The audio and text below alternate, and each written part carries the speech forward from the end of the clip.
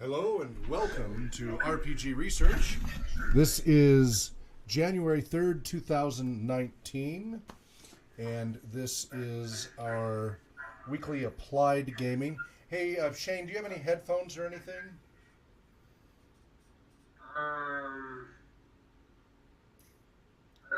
Do I really need them?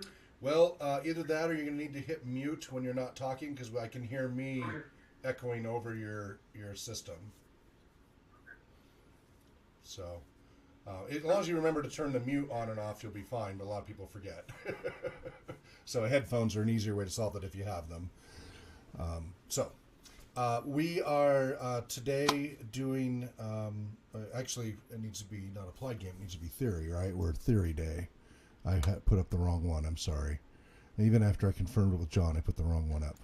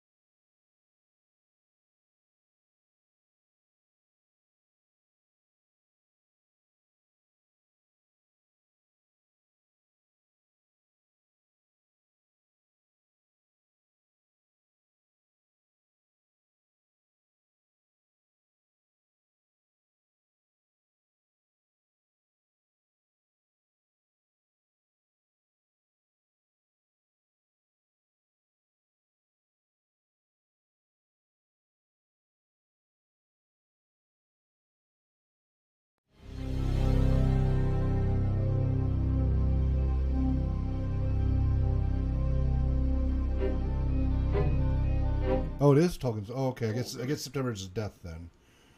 All right. Well, I'm gonna hide that.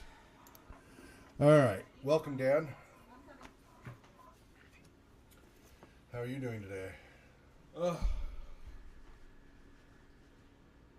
That well, huh?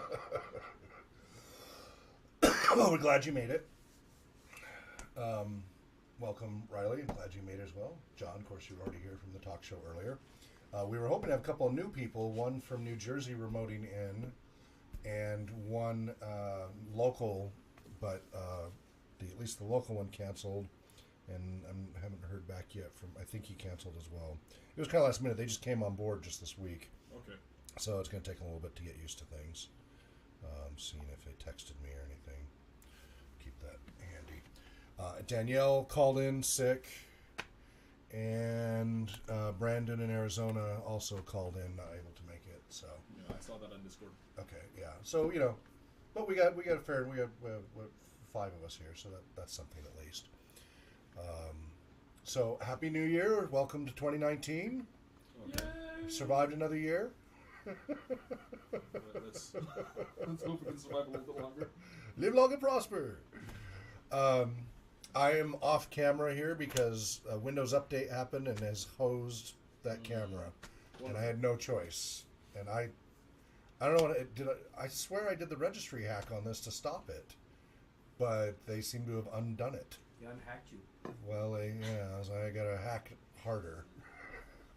If you hack too hard, you would take another breathing treatment. Yeah, that's true. So, quick reminder, tomorrow is our drop-in and RPG day in the community. And because it's the first Friday, we're finally doing it with the mobile vehicles again. So we will be at the corner of Pines and Sprague. There's an empty lot there near the Denny's on Pines and Sprague. We will be there with the bus and the trailer. Anybody is welcome to drop in and roleplay. And even if no civilians show up, as many as you can make it, the better, because that's a great training opportunity that you guys can start checking off your checklist on getting your diploma done towards your RPG professional stuff. Check out, I didn't CC you yet. I only CC John and Danielle because they're actually employees over the LLC now. I don't know if you knew that. Yeah, you did. They're officially hired. Okay. And I was actually trying to I didn't see your apply. application yet. I Did you have a tried to, problem? and for some strange reason, the login wasn't working. Through Indeed? Not Indeed, through RPG Therapeutics. Well, you don't need to log in to send your application. Okay. Yeah, you don't have an account on RPG Therapeutics yet. You're not an That employee. would be why I can't log in. Yeah, you have an account on RPG Research. That is a separate organization. Oh, okay. I know it's confusing because I've the head of both, but they are two completely separate organizations with separate databases, separate paperwork, separate everything. Okay, so it's through Indeed. Well, if you wanted to do it through the website, you can, but you don't need to log in. Okay. You can just fill it out and send. Okay. It's better to start through Indeed because that lets me track stuff, and we go through that process, even though Indeed is a little buggy. Yeah. That's normally what you're supposed to do is go to the Indeed link and apply there. Then I send you an email saying, now go fill out the one on our website because there's additional info. And then I have the 2 applications. Part of it is it screens out the people that are flakes that are just spamming me on Indeed by making them go to the second one. And it screens out the people who are spamming me on mine because, but I haven't had any spam on that one, unfortunately, anymore. I've locked that down pretty well. Anyway, so yeah, that's what you need to do to get that applied. But we're formalizing the certification as the CRPG potentially, pending final decision. So certified RPG professional. Okay. And then you get different endorsements after that, depending upon whether you're an advocate, facilitator, play archetype specialist, whether it's tabletop, whether it's LARP, whether it's electronic. Okay. You can append that, and there's a whole coding system for that. But overall, it's the CRPGP. And then it's just whatever endorsements. So it's like having a teacher certification with different endorsements. Because before, in 2014, when I put out the first certifications, I put out like 20 different certifications. And the problem with that, there's no branding, it's confusing, and the feedback I got over the last 5 years is that was confusing. So we've got it now where it's under one certification with different endorsements. That will hopefully make it easier for people to take things in bite-sized chunks and build on it. And then hopefully get brand recognition as the CRPGP is this, it gets known over time. So, and that's all up on the RPG Therapeutics website under certification. Now I have added pages of content there about the certification process. But meanwhile, you got to get your training through here to get your diploma and stuff so that you can qualify over there. Okay. So we did the RPG talk show today, and we kind of did a year in review, and there's an interesting thing. Tell really quickly about the California election. The irrigation board in one of the counties in California came up with a tie. And according to California law... Hang on. Do we have... Come on. Okay, keep going. Sorry. So, according to California law, in the case of a tie, you can draw lots or any other form of randomization to pick the winner. Rochambeau, draw high card draw. Somebody literally went and got a die 20 out of their D&D set, and they did a best of 3 rolls. The final roll was a nat 20. And that's how he became the head of the board for the irrigation department in this California county. How many people voted? 127 people voted. No, 127 people were eligible. 120 people voted. And So 60 and 60. Yeah. Okay. Okay. Those numbers may not be 100% accurate, but it does D&D represent is everywhere. one of us. So it's safe to say the way that Hawk rolls, he would have won that election? Correct. Boy, he already knows. Yeah. Not just Hawk. That'd be me too. Hawk would have rolled a nat 1 and been barred from politics. I'm already barred from politics because I keep calling them many blood-sucking creatures. Hey, that's an insult to mosquitoes Politics, yes. and ticks. Right. They're expert politics. Yes, has been leaks under pressure, yes. So that was interesting. Yeah, we had some interesting tidbits. If you get a chance, check out the talk show, do. But yeah, so who thinks they can make it to the Drop It in RPG session tomorrow? Not likely for me. Okay. Can't do first and third Fridays. Okay.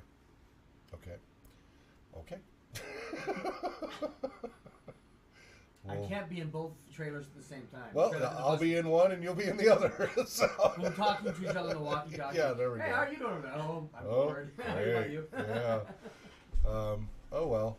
Uh, I was thinking, like, with it being on Sprag, I may be able to get onto there because my work is, like, just off of Sprag, but then I remembered my wife's going to be having the van tomorrow. oh, Yeah. you can walk Sprague. I was gonna say. Fit I in don't with know. all the other walkers on Sprague. Yeah. You might make some extra money that way. You might get her picked up for a ride on the way. I'm not You're really- familiar with Sprague's reputation here, right? No, I'm not. Okay. But Sprague is the streetwalker street. I was going to say, I'm not ready to get paid for that type of roleplay. Right. But Sprague is notorious for being the streetwalker street. Okay. So. Isn't it more of the Sprague on the downtown Spokane? Well, it's level? downtown east. Right. Into Little Sprague district and stuff, which has been getting gentrified, but still. Yeah, but it's So not downtown the valley. east. Yeah. I'm over in the back. Right. Yeah. Then as far as I That'd be know, a- it's just a street. That'd be a bit of a walk. Yeah. I've made it before Yeah. because I've literally walked from my work home. Okay. No one would be happy about that. Understood. So let's see. Last session, well, I mean, we did Paranoia Monday and all that, but last theory session, you guys, John was reading to you, continuing Robin's Laws of Good Game Mastering. Yeah. Shane, were you available to attend that one? Did you attend that session that John was reading? Remember, you're mute. We still can't hear you. The last one that I did, we were watching that rough cut of the film. Oh yeah, we're the documentary about Blackmore. Really invented role-playing games. Yeah, the Blackmore one, right? Yeah. Brandon was there, not. Yeah. No, at the last Brandon time was we at did. this. Oh, Brandon was at this one. Okay. So we've been doing a series of reading through. This is from 2002 through Steve Jackson Games. Somebody known as Robin D. Laws. And so he wrote a little booklet about 32 pages, Robin's Laws of Good Game Mastering. And we have been tearing it apart. Not in a mean way, but we've been going through it piece by piece, paragraph by paragraph, highlighting the heck out of it, or marking the heck out of it, with commentary, and saying where we agree and disagree with his summations of good game mastering. Now, he has some fundamental differences in game mastering style to what we teach. So he believes that all game masters are control freaks. That they are game masters because they want to control everything. Now, that is, of course, coming from his... Yeah. So I've done a fairly informal polls, but pretty consistently, there are a few who do it because they're control freaks, but they tend to have trouble hanging on to their players. Yeah. Most of us that I've polled, including myself, it was because nobody else would do it. I wanted to play, and I kept getting put in the role of game master. And then people liked what I did, so then they asked me to game master more. And I love to play. It's a lot less work. And I really love getting into my character. You guys have seen me. I really get into character. I'm enthusiastic about it.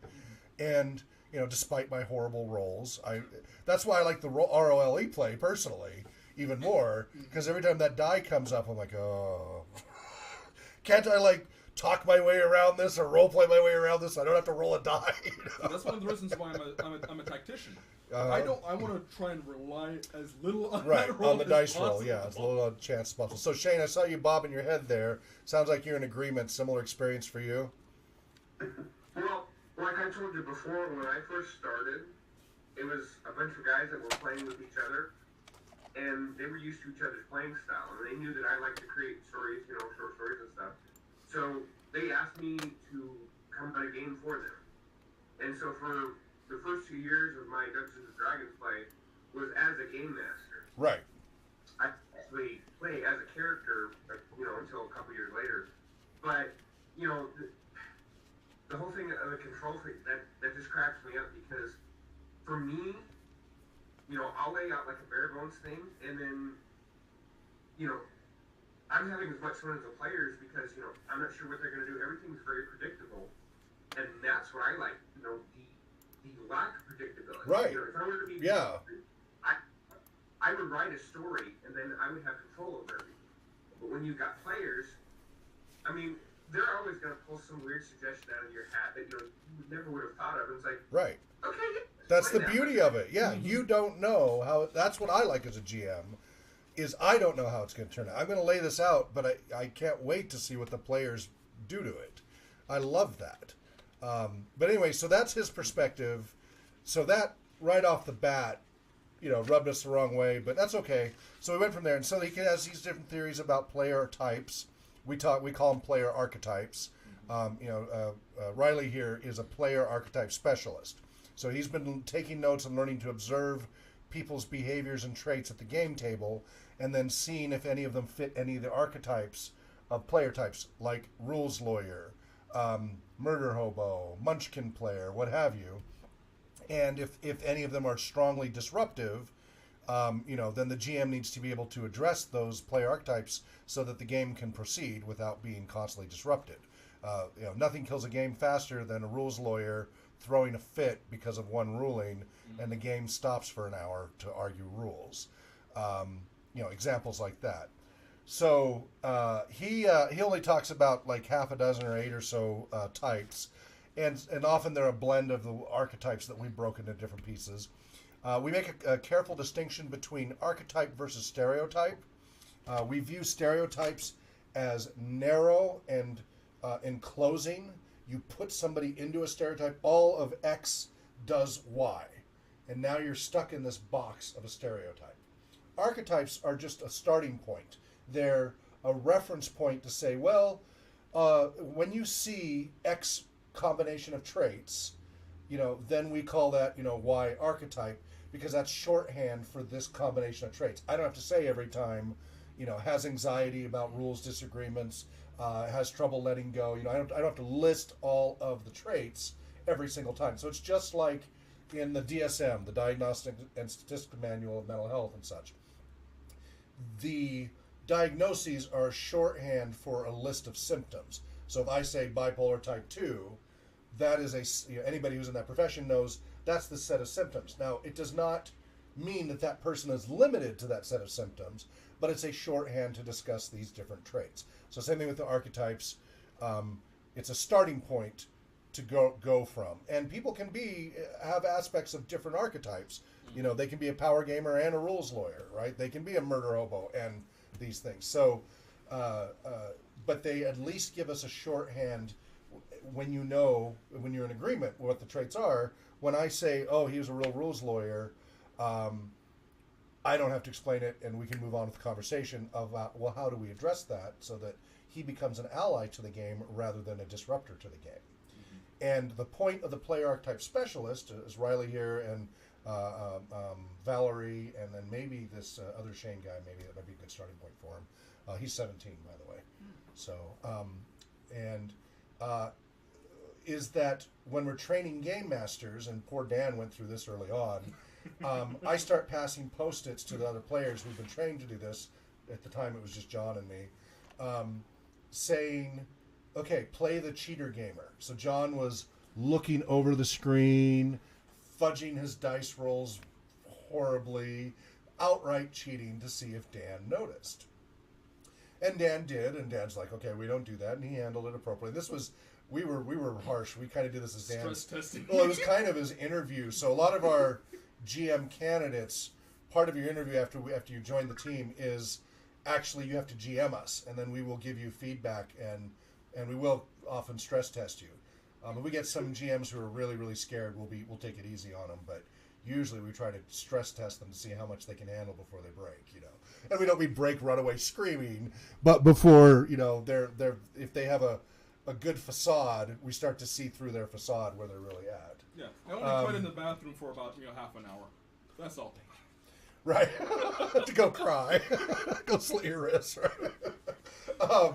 So a player type specialist, I can hand a post-it and says, okay, go ahead and be the rules lawyer to Dan, right, if he's GMing. Or Shane, you're going to have to come up and do this at some point. And so, we will all, you won't know who's being what archetype in advance. You will have to learn to identify from the behaviors what they are. And then as you get trained as a GM, you're going to be taught protocols for addressing if they're a disruptive type. If they're not disruptive, it doesn't matter, right? If it's just their play style, who cares? But if their play style is disruptive, you need to address it quickly before it escalates, and you need to de-escalate them. So just like in mental health, there's de-escalation procedures. Police officers have de-escalation procedures, although some are better than others. Same thing in gaming. As a game master, you need to have a lot of good protocols for de-escalation of different player types.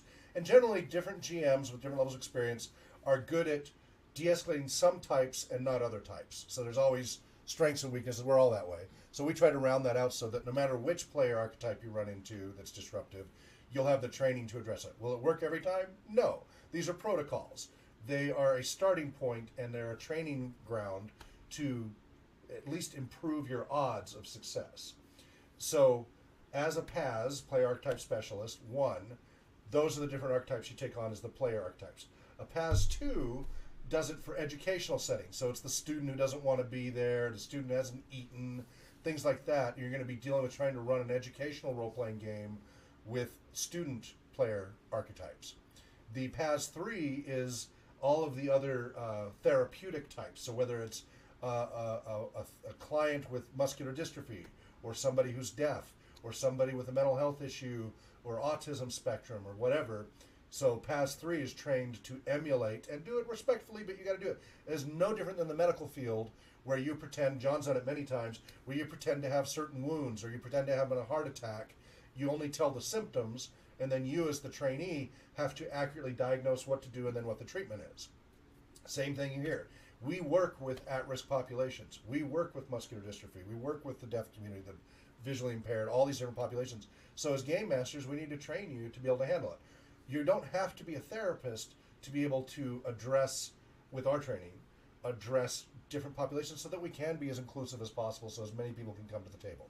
Now, if somebody's got serious mental health issues, they should not be coming to a public drop-in and game if they can't keep it under control at the game. You are not, when we do our community programs, that's not a therapeutic program. I'm observing and taking notes, and there is the training going on there because we get a lot of at-risk youth. So you're going to get some of that training regardless, but we don't pitch it as a therapeutic program for the community program. It's just an open come and play. But it's still good real-life training to prepare you for the harder stuff. I wanted to add, yes. because I actually came across this video today. Please. Well, I was watching something by Matthew Colville, and he was going through Robin's laws as well. Really? Yeah, primarily he was just going through the archetypes, and he actually added Types one in his case, yeah. that I felt is valid, and he called it the mad scientist. Okay. Where it's the player who likes to effectively stress test the world that you're building. Sure. Yeah. I think we call it what, the troublemaker, or no? Which one is that? We've got about 20 archetypes. Mm-hmm. We got to get the manual organized. The one you finished in December? Well, Valerie did a version in the fall. No, not. Right. I still have to finish that book.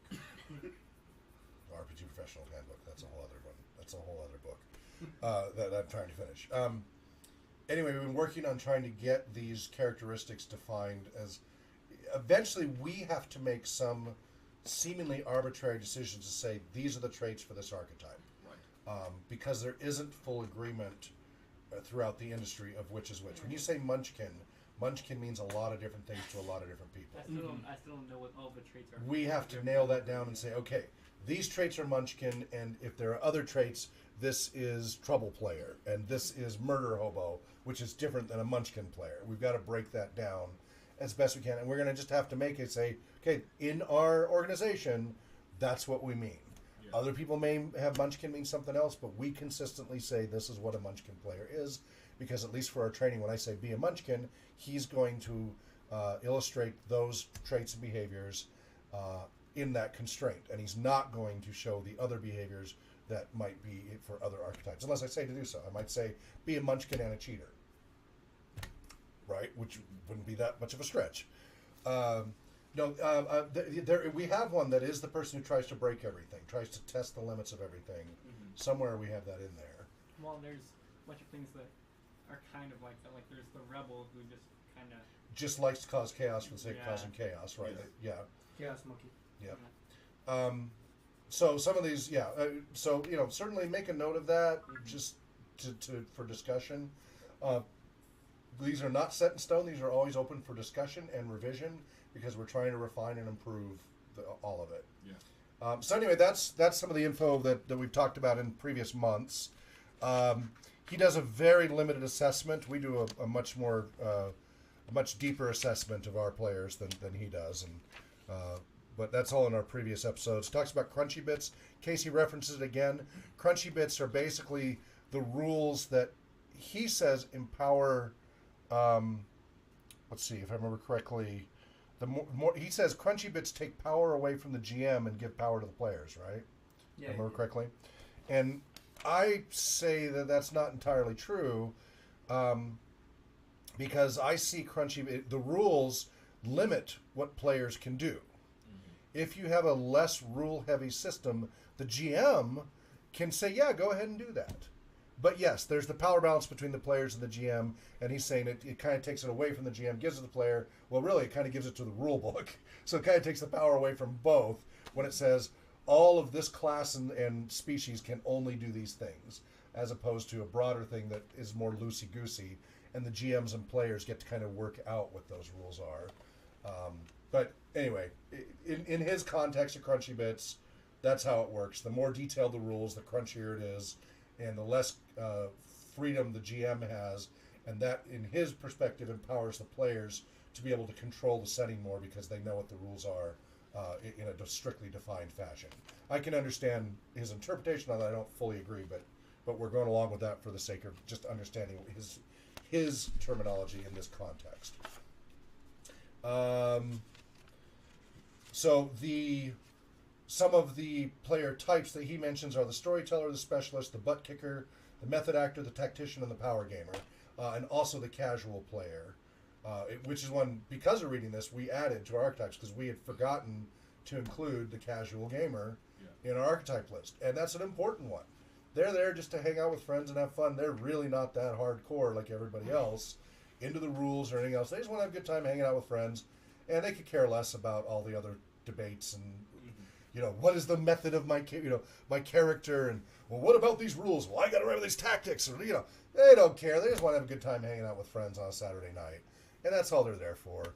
They probably don't have their own rule book. They probably were given a character sheet, and you know what? That's an important player type. We want lots. So we talk about gatekeeping. There are a lot of gatekeepers against casual gamers. We want as many casual gamers as we can get. That's been a problem in the industry.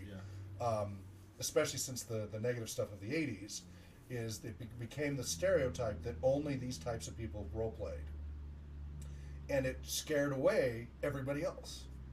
And this is accessible to everybody else. It doesn't mean everybody will enjoy it, but it is enjoyable by a much broader audience than currently enjoys it. But all of that, media, press, and gamers, we don't want any casual gamers. We only want hardcore. They know all the rules. Their character has a 5-page background. Blah blah blah blah blah blah. And you know what? That's great for those who enjoy it.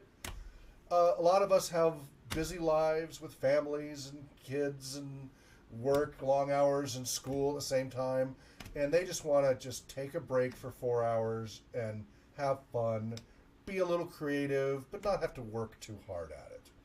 And I think that's a lot of the reason why you see a lot of these games are a lot lighter rules, because they're trying to address people not wanting these detailed, complex systems, which I love, and I think they have huge benefits. But they're trying to make it more accessible, closer to the casual gamers. So it's very, very, very important that we remember the casual gamer archetype. And I feel that's important because, honestly, I don't know if anyone who's played role-playing games that didn't start off as some version of the casual player. If we exclude them... I've known many that they came in hardcore because of a movie or a book or a comic book or something, and they were hardcore about that. Yeah. So they came in, they were not casual at all. So I would just caveat that with okay. Yeah. I agree. A lot of people do come in. This is casual experience. What is this? Right. We do it every Friday. People come in. What is this? What is this drop in RPG? I have no idea. Oh, we saw you in the Inlander last week, which, by the way, did help us. We really needed GMs. Nice. Oh boy. But they're casual gamers. They're not hardcore. They're not doing it for a career. A few less people at my table right now. Yes, his table's overflowing. We need GMs Warrior needs DMs badly. Don't shoot the DM. Yeah. And Um, Give me every I've seen it in other other. kid in the building. I've seen it in other kind of geek cultures where Yeah. the minute you start cutting off the casual players, Yeah. it gets very inclusive, very Or cliquish. exclusive, not inclusive. Right. Yeah. Right. Exclusive. Insular. Yeah. Yes, That's what I was insular, yeah. thinking. And it usually leads to the death of whatever that activity is. Yeah. You want it to be as open as possible and not say there's only one way to do this and be flexible about it. Now, does your group have to be that open-ended? No, of course not. But as we as professional, trainees for professional, about a quarter of the people in RPG research want to become professional game masters and such. So these are things you do have to take into account and understand in these things. So, so he has a very simplistic system on scoring. It's not valid or reliable, but it's something. Then he goes into campaign design, and we talked a little bit about that. Talked about tone and mission and the setting and genre, published settings versus homebrew. He comes from the GURPS world. I mean, this is Steve Jackson Games. He's written a number of books for GURPS and such. And then John covered last week adventure design. So that's page 16 in a few pages. So he had plot hooks. Satisfying adventure stories have clear endings, he claims. Structuring your adventure. Now, did you notice the things that I highlighted here and there? Were you able to have a discussion about that? Yeah, I pointed it out. And his rules, so I've highlighted what the rules are for each thing. So number 14, you don't need to make an adventure complicated. The players will do that for you. Yes. Yeah. And I'm like, it's okay to make it complicated, but you're right. No matter how complicated you make it, the players will make it more complicated. They will assume you are making it complicated, even if you didn't. And they will give you wonderful ideas. Keep your ears open to all of the guesses at what's going on.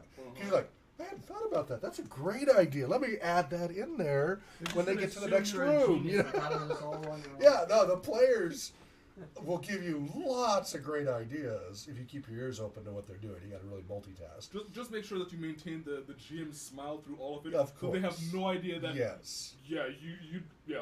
Yes. This is new. I'm adding this. I meant that all along. Structuring your adventure, it varies in rhythm. It can vary in mood, comic moments. Be careful with exposition. You want just the right amount without too much.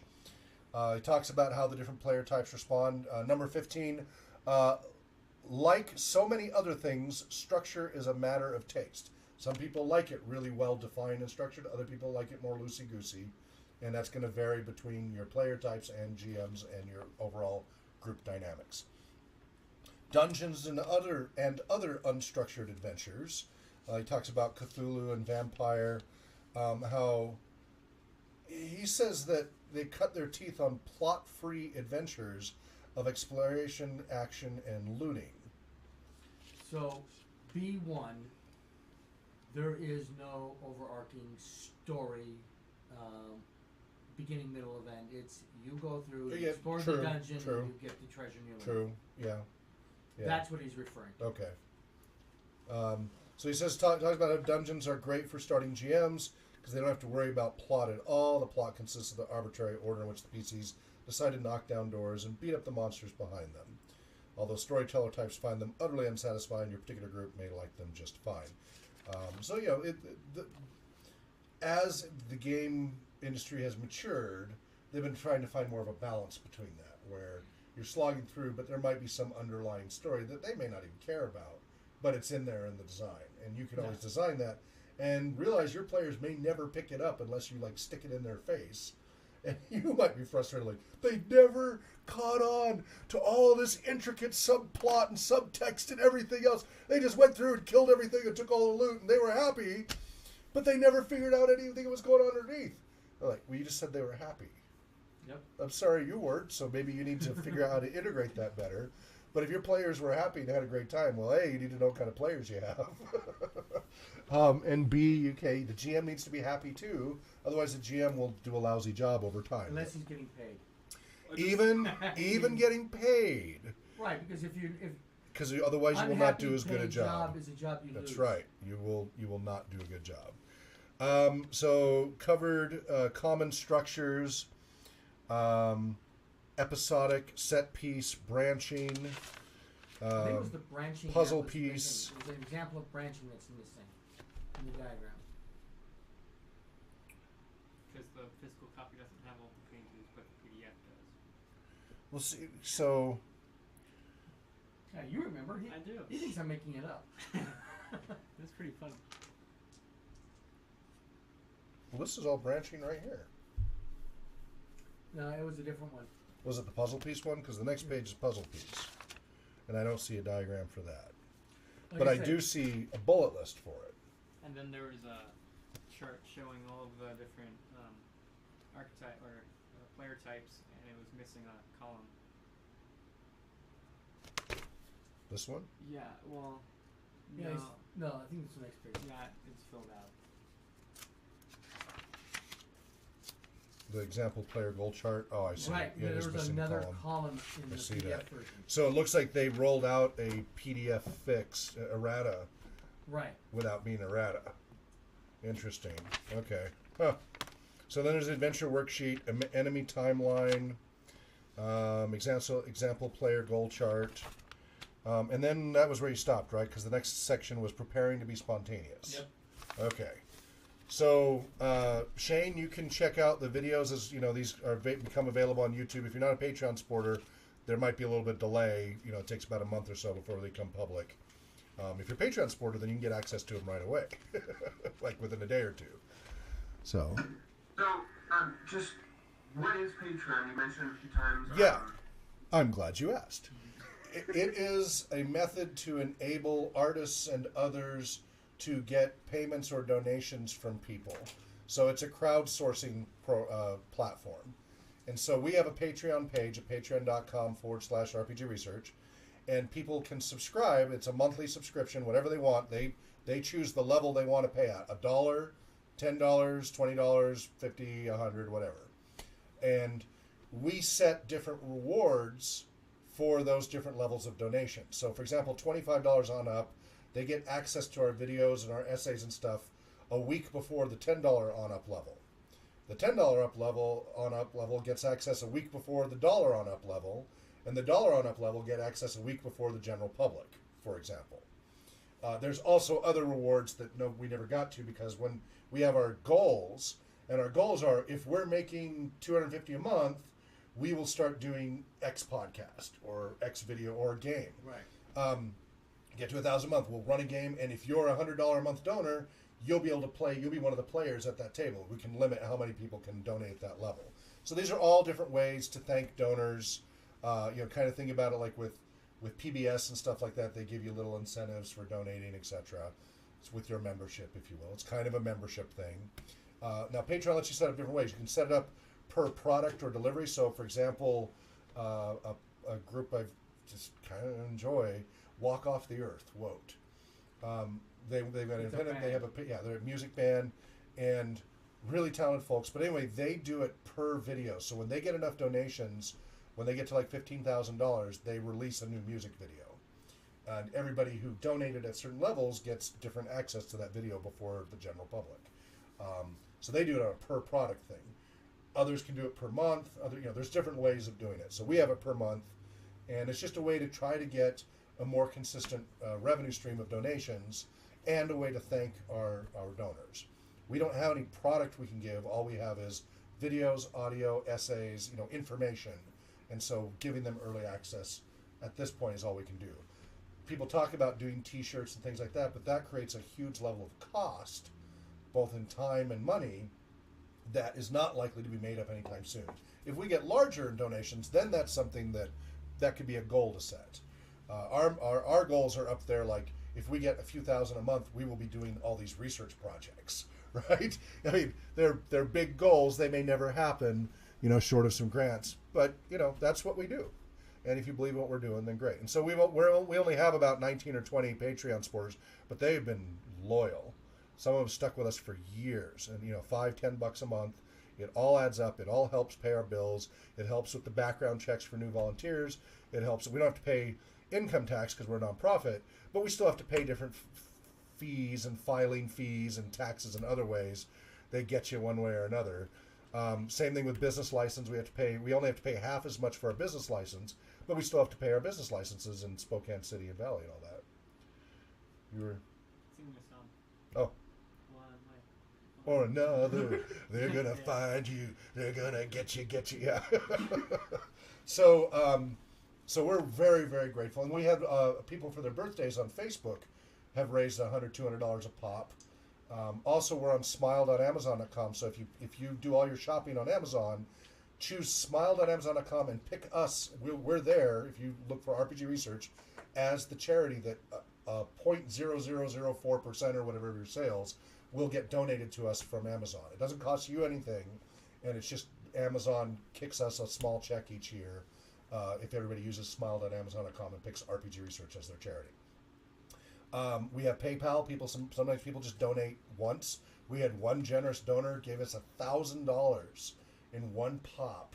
He didn't want us to say who it was, but to help us buy a bunch of the books for our community programs, because we put these kits together so that we didn't have to keep using our own books, so that RPG Research owned a set of D&D books, a set of Adventures of Middle-earth books, and I think that was it, and then some dice and things like that. The other stuff I donated, No Thank You Evil and stuff, which, by the way, they're on the way. I know. You know? Because I'm getting the basic set with the cloth. Well, I mat. finally redeemed all the coupons. Yeah. For all of the No Thank You Evil. So we're going to be getting a whole, 3 or 4 boxes of No Thank You Evil. Print out the emails. What's that? Yeah, print out your B-mails. Oh, the B-mails? I haven't done that. I do need to add that to it. I'll do that when the boxes get here, and we'll add it to it. Anyway, so we're hoping, more donations like that. We hope to get grants down the road. And then also 20% of all profits from RPG Therapeutics LLC are donated to RPG Research. So that also helps cover things as well. I would actually not print out the B-mail yet. Yeah. Because I think Cats and Dinosaurs is just the B-mail made physical. Okay. So if we're getting a physical copy anyways, why waste? That's why I said I'd wait till it arrived and then see. Yeah. Okay. Cool. So does that help explain about Patreon? Remember, you're on mute. Yeah, Okay. that's, you mentioned it before, and I wasn't really sure. Yeah. I mean, I figured it was something like that, but I'd never heard Sure. of it before. And some of our volunteers do also donate through Patreon. You're not required to at all, but for early access to stuff, that's a way to do it, and it helps, right? It's just another way to help the organization. And it doesn't go to me. It all goes. RPG Research is a 501c3. It's its own corporation, has its own bank accounts, and it just stays in the company to support it. All right. Well, then let's. Did you have any questions, Shane, or any topics that you were hoping that we covered that when you came in tonight? Well, one thing I just wanted to kind of circle back to when we're talking about the casual gamer. Yes. It just kind of goes back to when we did that run through of that superhero game that Danielle was doing. Yes. One of the things that we talked about is that most starter packs still seem to aim towards people who already have experience in role playing. Yes. And I think that that's part of the problem, that some people don't know the casual gamers. But the problem is, your game is not going to grow if you don't get new people. Right. And so on our talk show today, on the RPG talk show today, we just talked about that because the Call of Cthulhu folks and the Choose Your Own Adventure folks supposedly are trying to address exactly what we were just talking about the other week. So I have ordered those books, those games, through Amazon while I was on the talk show. Call of Cthulhu is trying to get casual people in? They're having a starter set that's solo role-playing game adventure to help introduce you to playing that alone, and then bring in one friend. And then Bring them into the occult, yes. I'm so hoping that people understand the irony of Call of Cthulhu trying to bring in the casual people. So they claim, but see, I've heard this claim over and over and over, They claimed it with Fantasy Flight Games with Star Wars, that you don't need any prior experience, you're able to jump right and play. Well, we've tested that. That is not the case. It's a good starter for somebody who has prior role-playing game experience, but you can't just jump in and play. Star Wars D&D, Star Wars D&D, D&D 5th Edition, the starter box. You need to read through it and get the hang of it before you run a group through it. It's not something you're going to be able to do on the fly. But if you go to the Frank Metzer 1983 game, you can learn step by step, stepwise, first yourself to play, then bring your friends and how to GM them. It walks you through step by step. You do not have to pre-read any of it.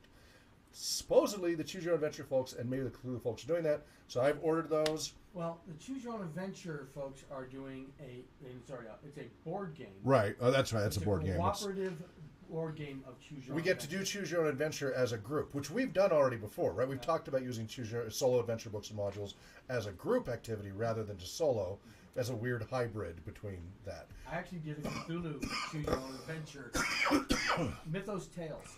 Okay. And there's also the Sherlock Tales ones. It's the same format. You're basically doing a Choose Your Own Adventure, but as a group, and you assign. Say, okay, you're going to be the Lord Keeper. You're going to keep the notes. You're going to be responsible for the map. And Right.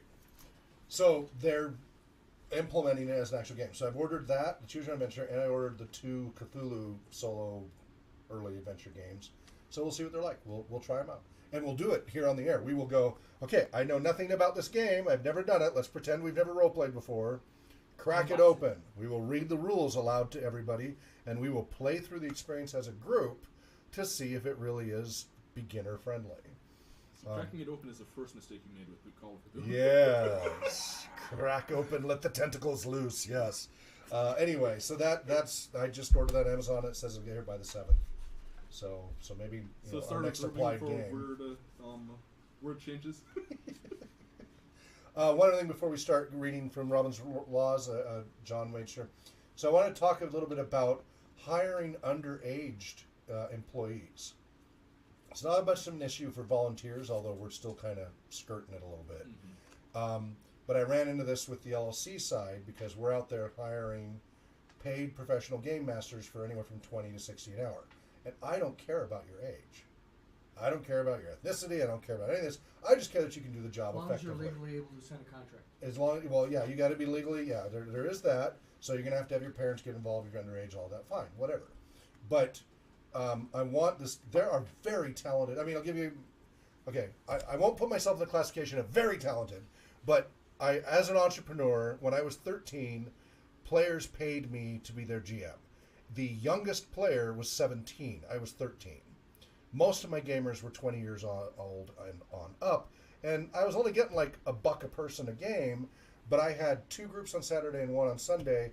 I was bringing in about $25-30 a weekend, which for a 12-year-old, 13-year-old in 1983 was great because the D&D rulebook was only $12. Miniatures were 25 cents. A set of dice was like 50 cents a buck. So I fed my habit big time. I had every single Advanced Dungeons & Dragons and MERP and all of that, and my players paid for that by paying me. And they brought food and drinks and all of that in addition, because you got to make the game master happy, right? Let's bring offerings to the GM. It was never required, but it was wise. And but word got around, and so Saturdays I had 2 groups, and Sunday I had 1 group.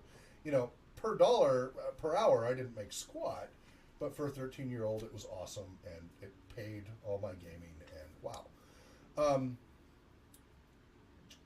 Turning that into a business side of things, here on the LLC side, for candidates who want to apply to be a paid RPG professional on the LLC side, so we got RPG Research here, the nonprofit, and then RPG Therapeutics on the professional services side. I don't care if you're 12 or 90.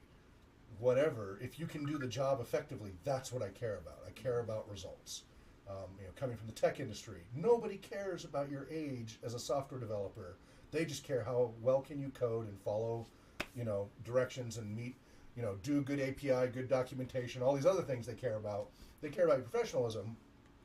They don't really care about your age. They just care about results. And so I feel the same way about this. I have seen some really talented 13, 14-year-old game masters who I would love to have come onto the staff. But hiring them, guess what? So if they are 14 to 17, I have to get approval. I'm getting approval right now with the state. The state L&I and stuff is going to give me approval to hire 14 to 17-year-olds on the LLC side. There's paperwork. I've applied for it. It's going to make my insurance on the L&I cost a lot more. And I have to follow all the rules and restrictions about... Is there a larger risk? Right, and I follow all the rules and restrictions about how many hours they can work in a day, how many hours they can work in a week, how many breaks I have to give them. It's really limiting. I ran through this with my boys who tried to get jobs here in Washington State before they were 14. Nobody would hire them. I started working when I was 9, but it was because family, ranches and mines and stuff. I was able to do it through family, and rules for family are different. You can work your kids. You can have slave labor if it's your family. But It's true. But back when I was a kid, you could be 13 and be a bagger. At least in Utah. I don't know what it was in Washington and in other states. But they tried to be a bagger here under 14. They couldn't. Well, now I understand why. You have to get a court order if you're under 14 from the courts giving permission for that specific person to work for you under 14. Is what I just found out. Holy cow. I have to, and you have to have the name and address and all the parents. So I was like, well, I want to put out the call to hire, but I can't actually hire somebody until I go through the whole court order process. So I could have somebody apply, but then I got to not only contact the parents, we then have to go in front of a judge with all the paperwork from the parents. You better and want the that state. employee a lot. Right, and who's going to deal with that? I'm going to try it. I'm a researcher. I experiment. I try things. Even if it's harder, I want to find out why. And if there's ways to make it work better, I will try to do so. So, because I think they're talented 13-year-olds. What's that? Well, I think it also kind of gets back to accessibility because Yes. getting to the casual player, the new player. I mean, let's be honest. New kid, 13, 14, they're probably going to be a lot more comfortable with somebody their own age than some old codger like Right. John. Yeah. Who's the system. Exactly. Here's that whole. Is he weird? Is he safe? Is he gonna Yeah. Is he gonna throw me Which- in his white vape? Which sadly is legitimate, because the reason why we do background checks is because a couple of years ago, in just 1 year period, I ran into 3 gamers that were pedophiles or convicted of sex offense. One of them was a sales guy at the local game store, the largest one here, was the sales guy of 8 years and had been running multiple boys gaming programs both at the store and off-site for years. And he eventually turned himself in. But he had previous convictions of child molestation and such. And it was all over the news when he turned himself in because he was going to jump off the Monroe Street Bridge or something. Yeah. That was a big one. That was hurt that store for a long time. He was a really good sale. He was a lot better. He was like the other salespeople have been there have been pretty lousy. But he was here. I mean, nobody knew. Nobody knew. As far as I know, nobody we knew was impacted by it. But that was scary. And there were 2 others. There was one player I had to join a group that I met through Meetup. He was just a player, a gamer, and he just suddenly stopped showing up a few weeks into the group's campaign. And we didn't know what happened to him, so I did a web search, and I found him been booked in jail for 6 counts of child rape. This is terrifying. Yeah. And another guy who was a gamer got busted for child porn in his garage and stuff, and so that was when I went, holy crap. And it makes sense. Lots of young kids are drawn to this activity. A child predator is going to see this as a great opportunity to be a predator. Mm-hmm. So that's why we require the background checks before being able to work with any protected population. And just in general, as much as we can afford to do it, everybody's getting background checks. It's unfortunate that that's the way the world is, but that's reality, and we're not going to stick our head in the sand. We're going to deal with it. So same thing with this thing. You're exactly right. I would love to have some 13-year-olds GMing. Now, here's the only thing. Usually, 13-year-olds GMing other 13-year-olds doesn't go all that great because you get the peer thing, and unless they have some reason to really respect that 13-year-old, they actually can have a lot of trouble controlling that group. But 13-year-old GMing a bunch of 10-year-olds, that actually works great. He's 13. He knows what he's doing. To a 10-year-old, he's so experienced, and right? and they're not going to feel as threatened as old gray-haired bearded guys like us. So having a 13-year-old. What's that? Do you have anybody in mind? If I had a one specific, I don't know if that person's under 14 or I think that person fit. Remember the one person with short hair? Yes, that it hasn't come back. Hasn't followed through. I'm like, oh, I wish that person had such great energy. I want her, and I have one at my table. Yeah. 14 years old. Yeah. I think she'd be excellent. Yeah. But I'm gonna have to start talking to her. Right. Now on the volunteer side, it's pretty easy. Volunteer, now if you're young enough, we got to get the parental consent. But other than that, it's pretty easy on the volunteer side. You find a 13-year-old, and by the time you got to train, they're a 14-year-old. Yeah. Then I have permission on the LC side to hire them. Right. Because I will have listed myself as an organization that hires 14-year-olds. Like Rosars will hire a 14-year-old bagger or something like that. Same thing. I'm going to pay more in insurance, both on the L&I side and on my liability insurance. They're going to charge me a lot more because of it. But I think it's worth it just for being able to do that. We really are doing a disservice to our younger generations, not letting them work when they're younger. We don't want them on the factory losing fingers like in 1912. We don't want that happening again. I totally understand that. But we do a real disservice not giving work opportunities to kids, and different than all the community service punitive stuff, right? The high schools force you now to do community service. Right. And junior high force the kids to do community service. That does not instill in them a good work ethic. Most of them resent it. That is very different than you want to do the work or you want to do the community service. That's very different. Then you're forced to do it. It's just one more thing you have to do on top of your schoolwork and everything else. That is not instilling a good work ethic. I am so fortunate that I got to start working at 9. I did not have to work 40 hours a week. It wasn't to put bread on the table, but I was fortunate and I did a lot of hard labor. I was chopping wood and doing dishes, and I was a gopher for my grandfather, and I learned surveying and lumberjacking and all these great things. And as I got older, it got more interesting and more dangerous, but it was great. That really, really, really helped. And, my fiancée, she started working around 10 or 11 doing the newspaper delivery thing and things like that. And a lot of these things are gone for the younger generations. Those opportunities are very difficult because somebody somewhere sued or something happened, and so nobody wants to take the chance anymore. And since we work so much with youth in addition to all the other populations, I think it's really important that we give as many youth as an opportunity as possible. So, this is the school that we're working for is from 4th grade on. 4th to 12th grade, yes. So how old is the 4th grader?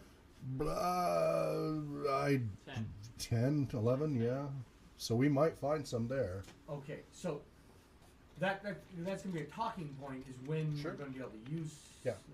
So. But I want to get all the red tape out of the way in advance so that if I find somebody talented, we can move that process as quickly as possible. And would we want to start with, for that age category, we want to start with No Think of Evil? Possibly. It's going to depend. It's going to depend on the group. It's certainly a good one to start with. But we'll see. It's going to depend on the individual. Again, I was 13 and I was running full-blown Tomb of Horror and stuff. Oh, I wasn't talking about the capability of the DM. Yeah. I was talking about the players. Okay, yeah. They're going to get the same training Right. within the scope of what they're allowed to do. They're going to get the same training as any other GM. Right. They're just going to have the advantage of a bunch of years head start on anybody else. Because by the time they're 18, they'll have 5 years experience. So Right, I've got a part-time job. I make $20 an hour. Yeah. I'm in high school. Yeah, exactly. Well, as I talk about programming, so my middle son, who just turned, he'll be 21 this March, he's a software developer. He's making 6 digits now. He started programming in 6th grade or whatever, thanks to me helping him and such. But he's moved to New Hampshire and he's making buku money. And then so he has helped he's handed off some of his lower paying clients to my youngest son, who's now making $15 an hour doing software development, and he can work anywhere. He just moved into his apartment today. He got an 1,100 square foot apartment over there because he's doing software development. And it's just, and they don't care about his age. He was 17 when he started. He's going to be turning 19 here shortly. But it opens up all these opportunities for them for self-sufficiency and independence and all of that. So I want the same thing to be able to happen in the RPG profession. But I have to literally get court orders if they're under 14 for each individual person to authorize them to work for me. Yeah. Wow. I get the parental consent one. That makes total sense. If you're under 18, I need parental consent. Makes total sense. You want to know, and there's liability and all that. I get that. So we'll see. So I'm going to jump through the hoops. If we find somebody here, I'm going to go out of my way to jump through the hoops and try to get them and give them that opportunity. And they may be limited to like one session a week. Okay, fine, whatever it takes. But boy, if they really are that talented and they take advantage of that opportunity, the sky's the limit for them. You know, they could really, because they'll be starting so young. If they do well, they might completely revolutionize the industry. You know, starting so because you start with that fresh approach to things before you get all jaded and beaten down. I don't know anything about it. That's where the innovators come from all the time. All right. So John reminded me to make sure I want to talk about that because that's very present for me right now as I go through all the paperwork for 2019 for hiring people. So we have 2 new hires on the LLC side. We're trying to hire at least 3 more, at least one of which we'd like to be an ASL game master. We're starting to get some applicants for that. And then, you know, Dan, I'm waiting for you to get your application in. Now that I know that I have to go Yeah. to Indeed, it's Yeah. happening tonight. Because we're getting ready for these contracts coming up, plus the RPG party stuff and all the other opportunities that it'll be a slow ramp up, but you know, want to get you guys in place because the paperwork takes me forever. The paperwork takes weeks to get resolved to even be allowed to hire people in this state. So, and then after I get all the Washington stuff, I'm going to make sure we're valid to work in Idaho as well. Get you guys. Idaho's less paperwork, so that'll be the next one after Washington is Idaho. All right, so Robbins Laws, Preparing to be Spontaneous, page 22. This has 32 pages, so if we can, we might be able to finish this. I'd like to get this off our plate. I've got a bunch of other things I want us to start going through. And but it's been good. It's been a good conversation. You know, it really brings up topics, makes you think about. So, Preparing to be Spontaneous. I'm going to go and start and stop the recording so it's a fresh clip.